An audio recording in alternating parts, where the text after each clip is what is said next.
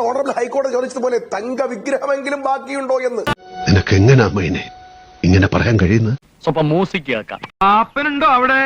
കാഞ്ഞിരപ്പള്ളി പാപ്പനുണ്ടോ അവിടെ? എന്താ വിശേഷം? അല്ല, ഒരു കാര്യം ചോദിക്കാനുണ്ടായിരുന്നു. എന്താ? വസ്തുവിന്റെ കാര്യം വല്ലതും പറയാനാണോ? സ്വർണം കെട്ടത് ആരപ്പ, സഖാക്കളാണേ അയ്യപ്പ.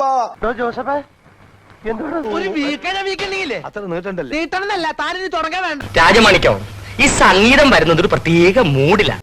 ഇനി തീർന്നില്ല, നിങ്ങൾ നാട് നീളെ ഇവിടുത്തെ സംഘപരിവാരം പറയാൻ പോലും അറച്ചു നിൽക്കുന്ന തരത്തിലുള്ള വർഗീയത പറയുന്ന, എനിക്കിഷ്ടമുള്ളത് പറയും. പക്ഷെ അവരോട് നിങ്ങൾ തോറ്റുപോയി കേട്ടോ എന്ന് ബോധ്യപ്പെടുത്താൻ വലിയ പാടാണ്.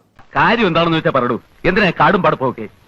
നേതാവിനെ സുഖിപ്പിക്കലാണ് ഇപ്പോൾ പാർട്ടിയുടെ ശൈലി. CPM-ന് ഒരു മുൻ MLA-യുടെ സ്റ്റേറ്റ്മെന്റ് ആണ് ഞാൻ കണ്ടത്. കേട്ടതിനേക്കാൾ വൃത്തികേടാ.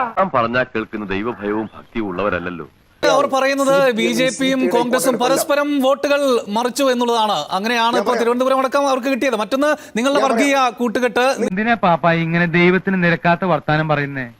അയലോക്കത്തിൽ ഇന്ന് പാപ്പൻ ഞങ്ങൾ എങ്ങനെ ഉപദ്രവിക്കുന്നത്? ദൈവത്തിന് നിരക്കാത്ത പണി. കോടീശ്വരന്മാരുടെയും പൗരപ്രമുഖന്റെയും പാർട്ടിയായി CPM കേരളത്തിൽ മാറി. ഇതൊന്നും നാളത്തേക്ക് വെക്കാവുന്ന കാര്യങ്ങളല്ല.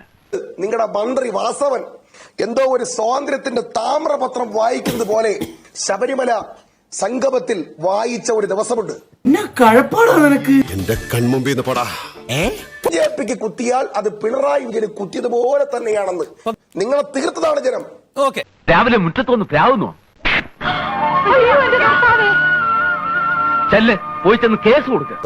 ഈ തിരുവനന്തപുരത്ത് നിന്ന് MC റോഡ് വഴി എറണാകുളം വരെ ഒന്ന് സഞ്ചരിക്കേ. അന്നന്ന് ചെയ്യേണ്ട കാര്യങ്ങൾ അന്നന്ന് ചെയ്യണമെന്ന് ഞാൻ നിന്നോട് പല പ്രാവശ്യം പറഞ്ഞിട്ടില്ല കേശവൻകുട്ടി. പൂർത്തീകരിച്ചു എന്ന 99% പൂർത്തീകരിച്ചു എന്ന് ജനങ്ങൾക്ക് മുന്നിൽ പ്രോഗ്രസ് കാർഡ് വെച്ച് തെളിയിച്ച ഒരു സർക്കാർ കൂടിയാണിത്.